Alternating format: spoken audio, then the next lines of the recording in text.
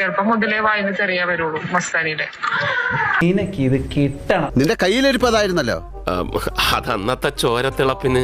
ഈ കർമ്മ എന്ന് പറയുന്നത് നമ്മൾ കൊടുത്താൽ കൊല്ലത്തും കിട്ടും. സിമ്പിൾ. കൊടുത്തതാ, കൊല്ലത്ത് കിട്ടി. എനിക്കെല്ലാമായി തൃപ്തിയായി.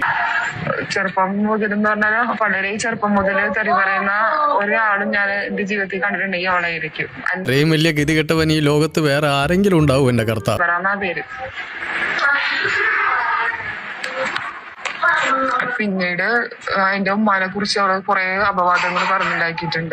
സഹിക്കാൻ പറ്റുന്ന ആ ഒരു ദേഷ്യം. അപ്പൊ നമ്മുടെ മസ്താനിക്കും കുടുംബത്തിനുമെതിരെ ചില ഗുരുതരമായിട്ടുള്ള ആരോപണങ്ങൾ പുറത്തു വന്നിരിക്കുകയാണ് സുഹൃത്തുക്കളെ. ആരാണെന്ന് ഞാൻ പ്രത്യേകം പറഞ്ഞതിന്റെ ആവശ്യമില്ലല്ലോ അല്ലെ. ഈ നാട്ടിലെ പുൽക്കൂടികൾക്ക് വരെ അറിയാം മസ്താനി ആരാണ് എന്താണ് എന്നൊക്കെ. അമ്മാതിരി പറയിപ്പിക്കലല്ലേ ബിഗ് ബോസിൽ പോയി പറയിപ്പിച്ചത്.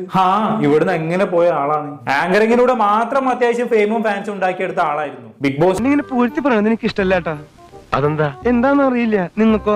എനിക്കിഷ്ടം. എനിക്കും കുറേശ്ശെ പോകുന്നത് വരെ മസ്താനിക്ക് അങ്ങനെ ഹേറ്റേഴ്സ് ഒന്നും ഇല്ലായിരുന്നു എന്ന് തോന്നുന്നു. കാരണം ആങ്കറിങ്ങിലൂടെയും ചെറിയ വ്ലോഗുകളിലൂടെയും ഒക്കെ ആണല്ലോ ഇവിടെ എല്ലാവരും കണ്ടു പരിചയമുള്ളൂ. തനി നിറം മനസ്സിലാക്കാൻ ബിഗ് ബോസ് വേണ്ടി വന്നുവെന്ന് മാത്രം. മസ്താൻ എന്താ എന്റെ ഉദ്ദേശം? ബിഗ് ബോസിലേക്ക് കയറുമ്പോൾ ഞാൻ വിചാരിച്ചത് ബിഗ് ബോസിലൊക്കെ പോയിട്ട് ഇവളെ കൊണ്ട് എന്ത് ചെയ്യാൻ കഴിയാനാണെന്നൊക്കെയാണ്. വെറുതെ ക്യൂട്ട്നെസ് വാരി മേയ്ക്കാനല്ലാതെ നല്ലൊരു കണ്ടന്റ് ഉണ്ടാക്കിയെടുക്കാൻ ഇവളെ കൊണ്ട് പറ്റുമോ എന്നൊക്കെ വിചാരിച്ചിട്ടുണ്ടായിരുന്നു. പക്ഷെ എന്റെ കണക്ക് കൂട്ടലുകളെല്ലാം തെറ്റിപ്പോയി. മസ്താനിനെ കണ്ടാൽ അറിയില്ലല്ലോ ഊരിലെ പഞ്ഞം എന്നല്ലേ. ബിഗ് ബോസിലേക്ക് കയറി ചെന്ന നിമിഷം തൊട്ട് മസ്താനി പലതരത്തിലുള്ള കണ്ടന്റുകൾ ഉണ്ടാക്കിയെടുക്കാൻ ശ്രമിക്കുന്നതായിട്ടാണ് പിന്നീട് കണ്ടത്. പക്ഷെ എല്ലാം തറ നിലവാരത്തിലുള്ള കൂതറ കണ്ടന്റുകളാണെന്ന് മാത്രം. അതോടെയാണ് ഇവളുടെ യഥാർത്ഥ നിലവാരം എല്ലാവരും തിരിച്ചറിഞ്ഞത്. സത്യമാണ് ചേട്ടാ, അപമാനിച്ചേ ഞാൻ പോയിക്കോട്ടെ. അപമാനത്തിന് തന്നെ അപമാനമാണ് നീ.